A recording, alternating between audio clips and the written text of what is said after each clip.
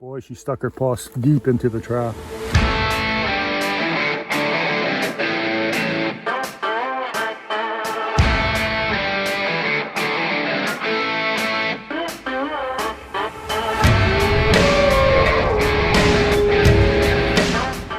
Hey guys, today my dad's going to be showing you how to set a wolf trap, and later in the video he's got a wolf on the trap line using the same set, and we'll show you exactly how it's done.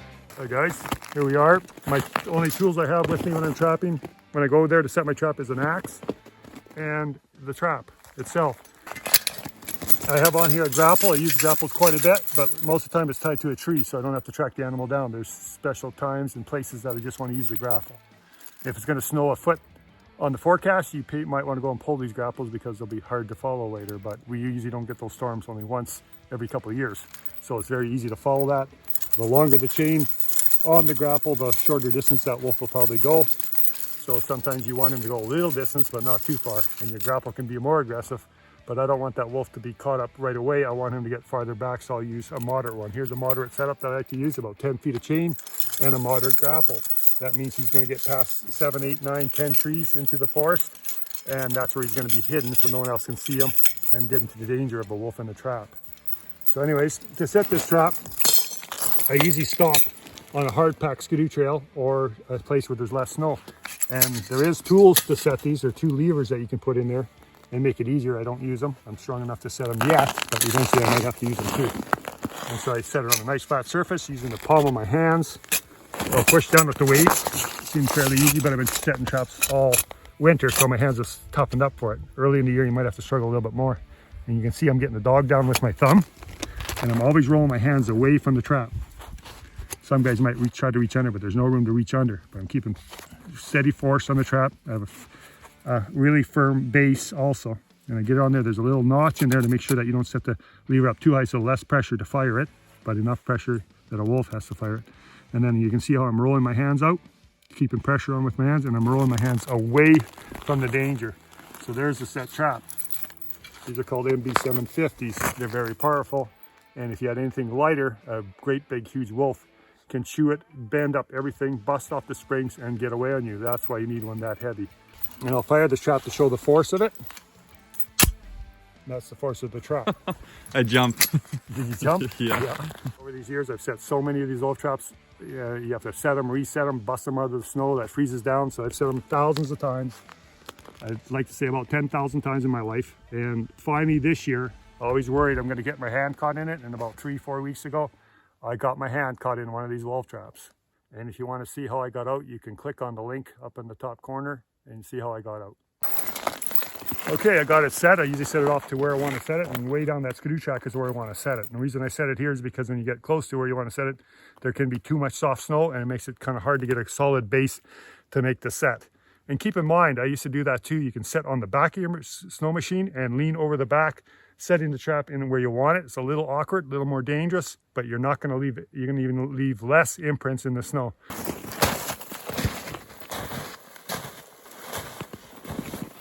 I'm trying to tuck myself along these trees, and it kind of hides my footprints a little bit because you can't completely hide your imprints. I'm staying off that skidoo trail as much as I can.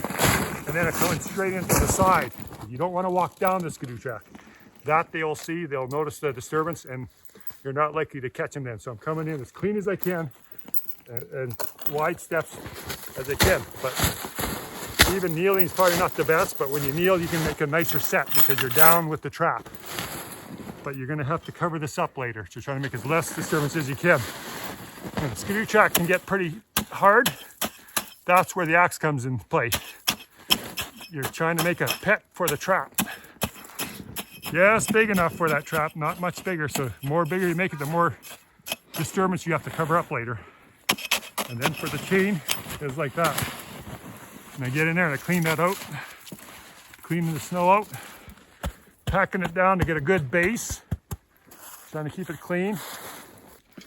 And then I lay that trap right perfectly into the hole, just that sets about like that. Make sure it's nice and solid and level. Now this is an old skidoo track. You can set your fresh one, but an old one's almost better because your problem is the back of those jaws will freeze down, and that will cause it from not firing properly to catch that wolf. And then I take the light, soft snow. Snow isn't perfect today, but on a perfect snowfall, you'll have a real nice fluff. And you're trying to do it in one fluff. I'm not going to get this in one fluff because I don't have enough snow, but just kind of give you an idea. Try not to have any lumps in it. Try to get a real nice fluff on there. Okay, that's pretty good. And you get her down like that. Get that off, don't put your fingers in the trap. Okay, and you're trying to make it so that you can't even see it. What I do a lot of times is just suck my fingers out of my gloves and then just use the tip of the finger to make even the skidoo track runs on there if you want, and then flush off anything else that doesn't look quite normal. And then you have and then you can also, to blend it in, if the snow's lighter than this is a little bit dry, fluffier than this, you just fluff a few more flakes onto it like that, so it blends in just perfectly. Now, when you really get good at it, you can probably look back at that and say, I can't even see that, so the wolf's probably not going to see it. Of course, that was a bit of a reenactment of my set. We're just kind of near my yard right now, but that is exactly the same set I made here that you'll see coming up, how I caught the wolf. And it was off a skidoo trail, exactly like that. It came in from some more grass than we had here today, and that's how I made that set. And I came back checking that trap 2 days later. That wolf didn't smell me, didn't see nothing, came straight in, bang, hit the trap. There she is. You'll see it coming up.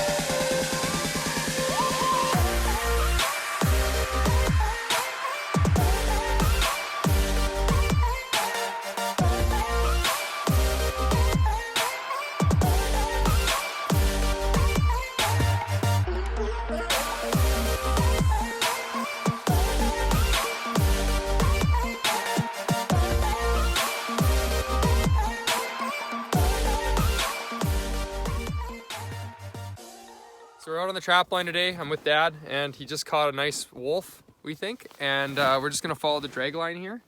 We're hoping it's a wolf at the end of the line. We don't know what we have yet. I set this a couple days ago right on the skidoo track right there. I used some dry dirt to make sure that it would fire this time because they've been freezing in a lot this year, and the dry dirt allows for that lot of metal that won't freeze anymore, won't frost into the snow. So I skidooed along this circle path, and then I parked the skidoo right there so I leave less footprints as I can, and then I lunged into the snow with my tracks there off the skidoo being parked right there. And then I lunged out here like this and tried to hide my tracks in the grass because they seem to see everything sometimes. Then I came down in here. It's okay to kneel. If you don't kneel, you can't do a perfect set because punching is too tiresome. And I put my drag set here. You see, there's nothing to tie your drag to. Also, I want that wolf to drag away from the river anyways because other skidoos use this river. And then I did the hard work of using dry dirt and then setting the trap into that and then covering it with dry dirt and then using nice fresh snow on top of that yet and tried to blend it in perfectly. And 2 days later, he comes down and he must have stepped perfectly on the trap.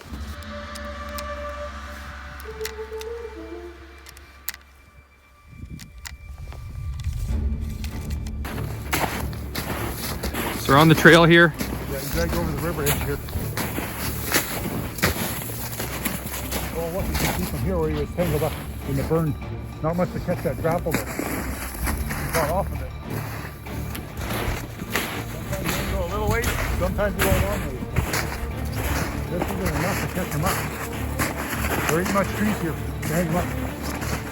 Okay, where'd he go? That way? No, can't. So dull today, can't see much. He's going up in the hill here a bit. By the other tree. You see him out here a little bit.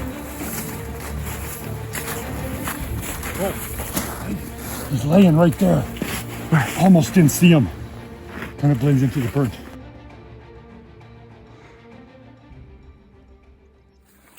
And we got him. Whoa. Nice and soft. Narrow face, just like a female. It's a female with nice white healthy teeth.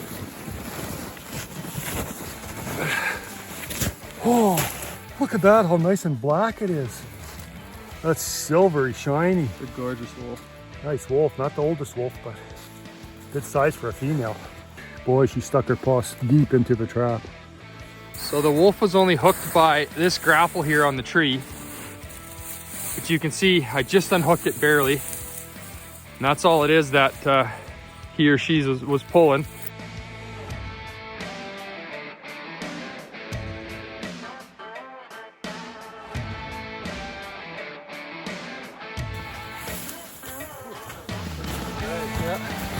Not far. Okay, let's get this trap off her foot. Just knock some of the ice off. Wasn't iced up too badly. Only been in a trap probably for a day. And then I just put my foot on this little lever. The lever's not very big, so it's a little hard to push with your hand sometimes. And this one's kind of hidden behind the paw. You see that? So I get in there with my axe because it's hard to get your hand in there. You push that one down, this one down, and you can bend over it and pull it out.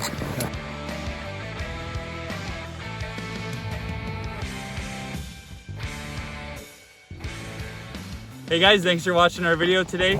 Make sure to like and always in the shot.